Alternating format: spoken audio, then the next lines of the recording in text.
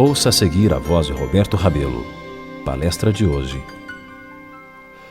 Vida mediante Cristo.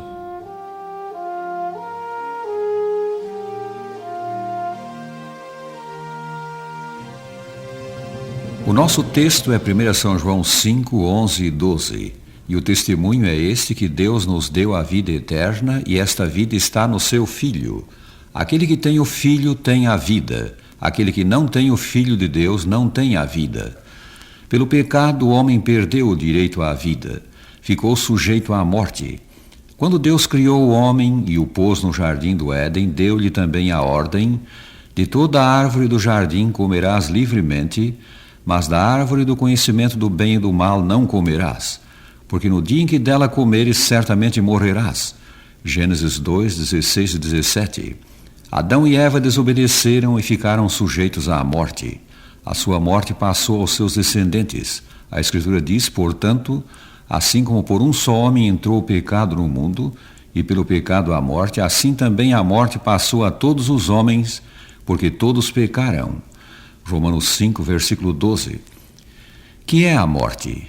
Ela é o contrário da vida. Morrer é cessar de viver. Sai-lhes o espírito, diz a Escritura, e eles tornam-se em sua terra. Naquele mesmo dia perecem os seus pensamentos. Salmo 146, versículo 4. Falando de Lázaro que morrera, Jesus disse: Lázaro, o nosso amigo, dorme, mas vou despertá-lo do sono. São João 11, versículo 11. O eufemismo do sono é aqui empregado para descrever o estado de inconsciência do morto. Noutra parte lemos: os vivos sabem que hão de morrer, mas os mortos não sabem coisa nenhuma. Eclesiastes 9, versículo 5. Muitos, porém, creem que isso se refere ao corpo e não envolve a alma. O homem, disse, é constituído de corpo e alma. O corpo morre, mas não a alma. A alma é imortal. Na morte ela sobrevive o corpo e continua vivendo fora dele. Isto é o que creem muitos, entre eles cristãos sinceros. Nas Escrituras, a palavra alma vem de dois vocábulos: nefesh, da língua hebraica, no Velho Testamento, e psique, do grego, no Novo Testamento. Ao todo, estas duas palavras ocorrem no Sagrado Livro 859 vezes e são traduzidas de diferentes maneiras conforme o contexto. Na maior parte dos casos, nefesh é empregada com o sentido de vida, pessoa. A ideia básica da palavra é indivíduo, o indivíduo completo, incluindo o corpo. Um claro exemplo disso é o que encontramos em Gênesis 2, versículo 7. Então formou o Senhor Deus ao homem do pó da terra e lhe soprou nas narinas o fôlego da vida, e o homem passou a ser alma vivente. Notemos, o corpo e o fôlego juntos constituíram a alma. Aproximadamente o mesmo se dá com a palavra psique no Novo Testamento. Por vezes, essas palavras designam a natureza espiritual do homem, nunca, porém, uma entidade capaz de viver conscientemente fora do corpo.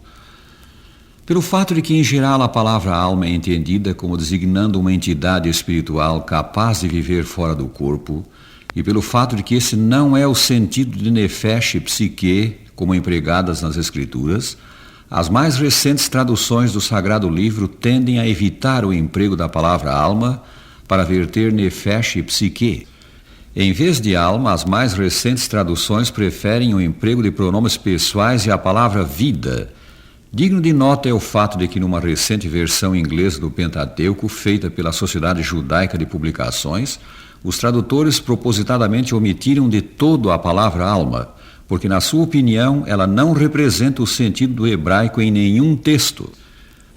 Resumindo, o sentido básico principal de nefesh e psique é vida, pessoa, o indivíduo completo, incluindo o corpo. Para os hebreus não havia dualidade no homem, e sim uma unidade indivisível. Nada havia nele que sobrevivesse à morte. Deus nos dá a vida mediante Cristo, primeiramente removendo a causa da morte, o pecado. Recebendo Cristo no coração, temos perdão dos pecados e transformação da nossa mente, o que nos leva a cessar de pecar. Recebendo Cristo no coração, alcançamos também a vida eterna que está nele. Aquele que tem o Filho tem a vida. Possuímos a vida eterna já aqui no presente.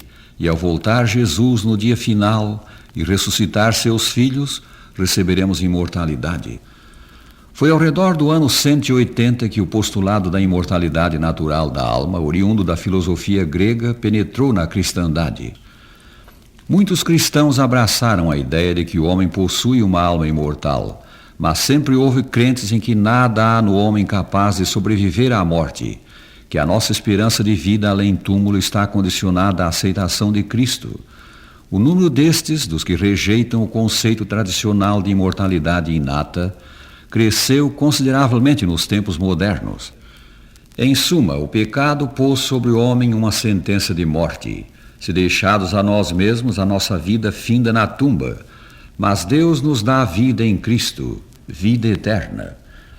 Prezado ouvinte, é o Senhor Jesus Cristo teu Salvador pessoal?